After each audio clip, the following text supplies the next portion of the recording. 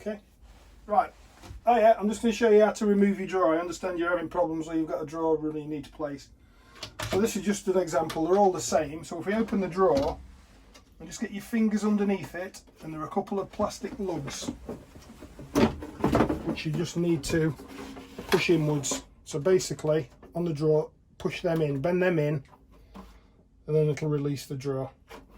Okay, and you get to the runners. Obviously there'll be half a dozen screws hold the runner on.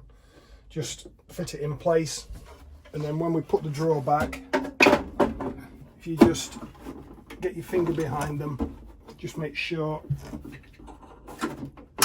you'll hear them click in place.